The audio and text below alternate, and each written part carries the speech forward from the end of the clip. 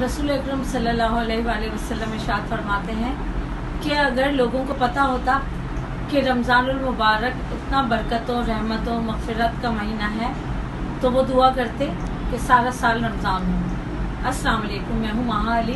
अस्सलाम वालेकुम, मैं हूँ माया शाह। अस्सलाम वालेकुम, मैं हूँ सुकैना शाह। आप सबका रहमत रमज़ान में खुशामदीद। कैसे हैं आप सब लोग? उम्मीद करते हैं ठीक ठाक होंगे। और आज जैसे कि रमज़ान का पहला जुम्मा है, आप सबको रमज़ान का पहला जुम्मा मुबारक हो। जिस तरह दिनों में जुम्मतुल मुबारक सबसे अफजल तरीन दिन है, इसी तरह महीनों में रमज़ानुल मुबारक रहमतों, बरकतों, नेमतों का महीना है। इसको ज़्यादा से ज़्यादा आप इबादत में मसरूफ़ रखें, इसको इबादत के साथ गुजारें, अच्छे से गुजारें, सबको खुश रखने में सबको। लेकिन उससे बढ़ के आप इसे काम से हट के भी, कि लोग सारा दिन बस काम में गुजार देते हैं, लेकिन जो टाइम होता है ना इबादत का, दुआ की कबूलियत का, उस टाइम वो को आप, रमज़ान होता है। और नहीं, वो 3 घंटे हैं रमजान हाँ, में। और इफ्तार के टाइम जो आपकी दुआ कबूल होती है, उस टाइम पे लोग ऐसे हो रहे होते हैं कि बस खोले जल्दी से रोज़ा अफ्तार। खोलें। और जैसे रात में पूरी रात जागते हैं, और जब वो फजर के टाइम फजर के टाइम नींद आती है, वो टाइम इतना कबूलियत का है कि उस टाइम आप अगर जो भी सही से इबादत करके दुआ मांगेंगे वो भी रद्द नहीं होती। और तहज्जुद का टाइम, लोग सारी रात सोते नहीं है, फिर तहज्जुद भी कोई लोग पढ़ते हैं, कोई नहीं पढ़ते। वो टाइम अल्लाह ताला कहता है कि मुझसे मांगो, मैं बख्शिश करने वाला हूँ, मैं तुम्हारे गुनाहों की मग़फ़िरत करने वाला हूँ। तो उस टाइम लोग फिर भूल जाते हैं, या उस टाइम। ये सिर्फ रमज़ान का नहीं है, नॉर्मल डेज में भी आप लोग तहज्जुद की नमाज ज़रूर पढ़ा करें। और अब हम इस टॉपिक को कंटिन्यू करते हुए बैठ के बात करें। जिस तरह रमज़ान बच्चों, बुजुर्गों, बूढ़ों, जवानों, औरतों के लिए बहुत ज़्यादा एक तरह से नेमत है, गनीमत है, इसी तरह बच्चों के लिए भी। तो आप अपने बच्चों की भी इस रमज़ान में बहुत ज़्यादा अच्छी तरबियत कर सकते हैं, उनको छोटी छोटी बातें सिखा के। और बच्चों को भी, जो घर में बड़े होते हैं वही लोग रोकते हैं कि रमज़ान में टीवी मत चलाएं, ऐसे गाने ना लगाएं। अब ज़ाहिर है टीवी पूरी तरह तो कोई बंद नहीं करता, रमज़ान ट्रांसमिशन आ रही होती है, बहुत सारी चीज़ें आ रही होती हैं, तो वो देखिए। लेकिन रोज़े में आप प्लीज़ एहतियात करें कि गाने फिल्में वो तो रमज़ान में देखें ही नहीं, टीवी ना ही चलाएं। और लोग बच्चों को जैसे थोड़े जैसे अगर 7 साल का बच्चा है तो उसको 7 साल की उम्र में थोड़ा सा आप रोजे का बताएं कि इस तरह रोजा रखते हैं, इस तरह उसको ये बताएं कि अगर कोई रोजेदार है उसके सामने पानी नहीं पीना, उसके सामने ये सब नहीं करना। और जैसे उसको छोटी छोटी सूरतें याद करा दी, उसको सारे आदाब सिखा दिए पूरे रमजान के, नमाज के, वैसे सारी बातें उसको। ये महीना ऐसा है कि उसमें आप कितनी तरबियत छोटे बच्चों की, सबकी तरबियत कर सकते हैं।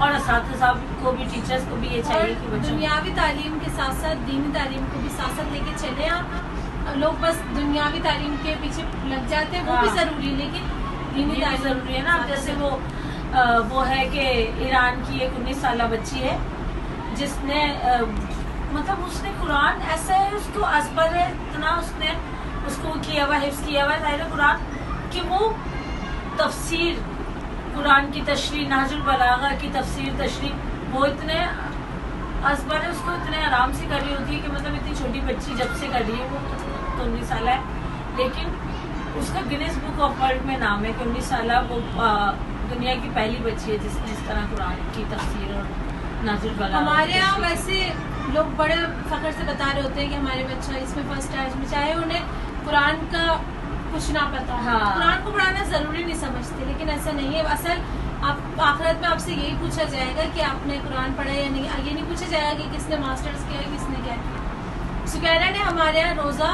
बगैर बोले, मतलब हमारे छोटी उम्र में बोले, बहुत 7 साल, रखा, 6 साल, 7 साल की उम्र इसकी में। तो फिर रोजा को शायद भी नहीं हुई, क्योंकि ये इस तरह रोजा इसका दिल चाहता था। तो अब ऐसे जैसे लास्ट ईयर हमने हसनैन वसान ने बहुत छोटी एज में रखा, उन्होंने भी और बिल्कुल तंग नहीं किया। हाँ। आप लोग आदत डालें बच्चों को। और जैड कितने साल से ये कर रहे हैं कि आधा रोजा रखता है, फिर ये लोग जबरदस्ती खिला देते कुछ ना कुछ। हाँ, बच्चों को ये छोटी छोटी बातें सिखानी चाहिए कि देखो इस तरह रोजा रखा जाता है, और उन्हें बोलो 2-3 कोशिश घंटे तो का। करो। हाँ, 2-3 घंटे का इस तरह करके रखवाएं कि आपका इतने घंटे का रोजा, ताकि ना आदत होगी और वो फिर खुशी खुशी रखते भी। हम लोगों ने तो बचपन से सबने खुशी खुशी रोजा रखा है कि उसको वो एक नहीं समझा कि प्यास लग रही है, कि गर्मी लग रही है। रोजे का मतलब ये है कि रूह पे कंट्रोल। हाँ। क्योंकि हम चाहे तो छुप के पानी पी सकते हैं, खा सकते हैं, कोई हमें नहीं देख रहा, लेकिन आपको ये तो पता होना चाहिए कि अल्लाह आपको देख रहा है। यही आप बच्चों को बताएं कि छुप के भी नहीं, ना ही कुछ खाना ना ही कुछ पीना। और वही ना वो जो मैंने वो कहते हैं कि कयामत के दिन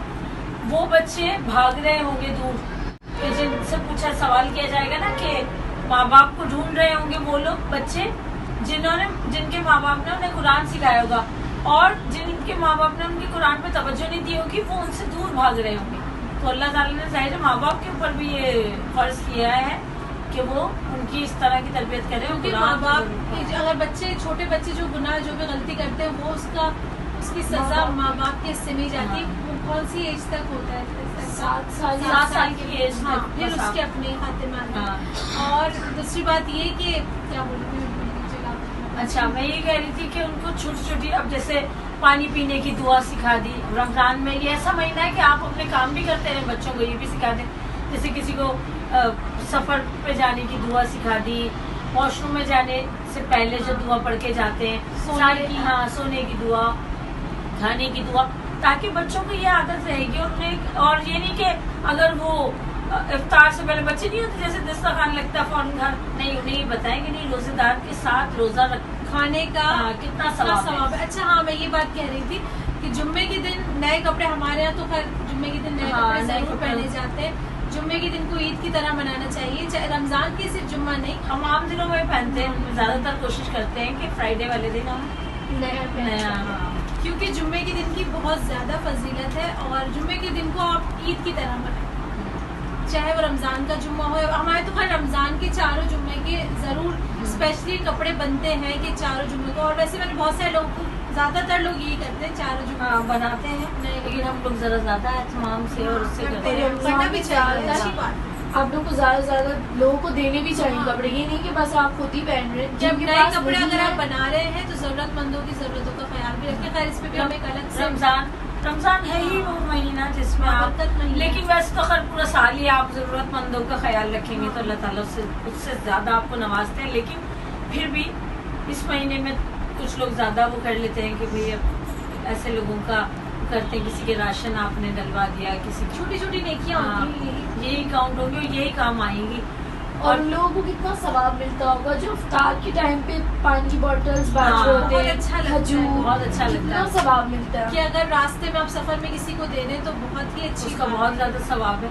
और जो ईद पर किसी के अगर दिलाता है कपड़े वगैरह सब चीजें। अब जैसे लास्ट ईयर कोविड की वजह से लोगों के यहाँ बहुत प्रॉब्लम हो रही थी, तो मैंने बहुत सारे लोगों को देखा कि उन्होंने राशन डलवाया ईद पे भी। और बहुत कुछ ऐसी छोटी छोटी नेकियां आपके घर पे जो काम करने वाले होते हैं उनके कपड़े बनाए, कोविड में नहीं वैसे भी वैसे भी बहुत ज्यादा। लेकिन शुक्र है इस परवरदिगार का एहसान है कि हमने जैसे 2 साल हमने जिस टेंशन में कोविड की वजह से जिस तरह गुजारे, ये साल शुक्र है बहुत दुआएं जो हमने की, हम मुसलमानों की सबकी दुआएं रंग लाई कि इस साल फिर भी सुकून है और काफी सुकून है। लेकिन फिर भी आप लोग प्रिकॉशंस का ख्याल रखें। वैक्सीन नहीं लगवाई तो प्लीज वैक्सीन लगवाएं क्योंकि बहुत ज्यादा जरूरी है। अब तो हमारे भी दोनों डोज लग चुकी है। और देखिए देखते ही देखते 6ठा रोजा है ना। अब आज हम बनाने लगे हैं आलू की कचौरी। ठीक है, कचौरी कह लें, कोई भी इसको पापड़ी कुछ भी कह सकते हैं। बहरहाल ये कचौरी टाइप की है, ठीक है, लेकिन थोड़ा डिफरेंट है। आप लोगों ने इस तरह की कचौरी पहले बनाई नहीं होगी, मैंने सोचा आप लोगों से शेयर करूँ ये रेसिपी। इसको आलू हमने लिए थे 3 अदद, उसको अच्छे से मैश कर लिया। जब आप अच्छे से मैश कर लेंगे फिर हम इसमें सब इंग्रेडिएंट्स मिलाते हैं, मैं आपको बताती हूँ। अच्छा, ये मैंने आलू मैश कर लिए हैं। अब इसमें मैंने डाला है मैदा,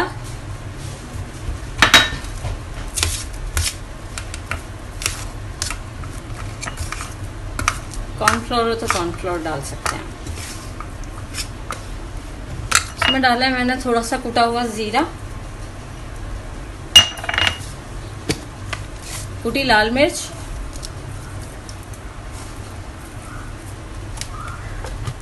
आधी चम्मच मैंने कुटी लाल मिर्च डाली है, आधी चम्मच मैंने डाली है पिसी लाल मिर्च।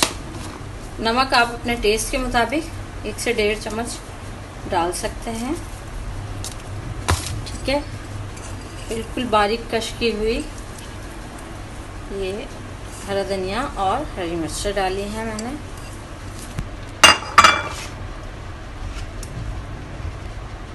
अब इसको आप चाहे तो हाथ से सही से, क्योंकि इसको हमने गूंदना है एक तरह से।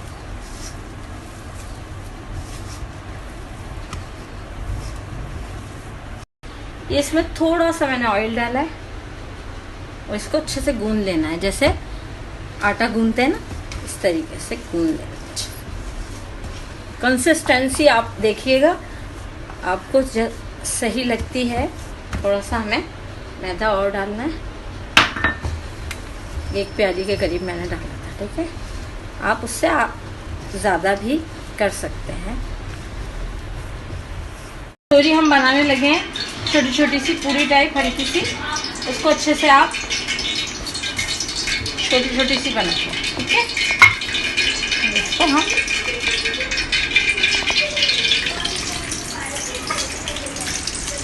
ऑयल आपका अच्छे से गर्म हो, फ्राई करें।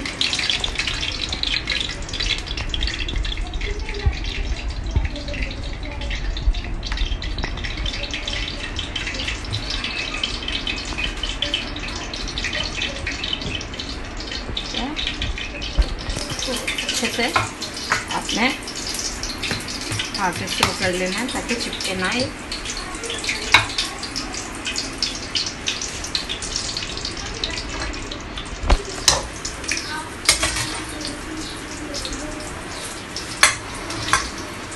अच्छी बनेंगी, आप लोगों को डिफरेंट सा टेस्ट आएगा जब आप लोग खाएंगे, तो आपको यकीनन बहुत मज़े की लगेगी। फूली फूली बनेंगी, से फूल रही है ना। अब आप इसको केचप से भी खा सकते हैं, आप इसको तरकारी भी बनाना चाहें।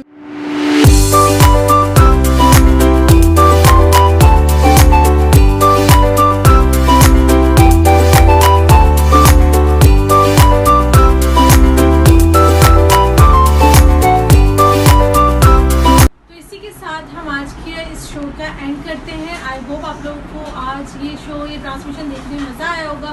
हमें अपनी दुआओं में याद रखिए, बहुत सारी इबादत करें।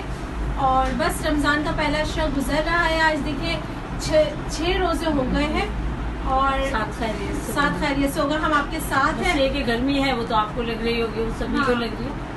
आप दुआ करें कि हम आगे भी आप लोगों के साथ रहें, हमारी हिम्मत ऐसी कायम रहे और इसी तरह फ्रेश रहे। इसी तरह। और अब हमारा सैटरडे और संडे को नहीं आएगा। हाँ, अब इंशाल्लाह हम आप लोगों से मंडे को मिलेंगे। तो हमें अपनी दुआओं में याद रखिएगा और चैनल को लाइक कर लीजिएगा, शेयर कर लीजिएगा और सब्सक्राइब कर लीजिएगा, तीनों के चैनल्स को। बाकी पहले वीडियो देखिएगा फिर सब्सक्राइब कीजिएगा। मैं बार बार बोलती हूँ वरना रिमूव हो जाएगा, फायदा नहीं है। पूरी वीडियो देखें फिर सब्सक्राइब करें तो हमारे पास रहेगा। चलते हैं, दुआ में याद रखिएगा। अल्लाह हाफिज़।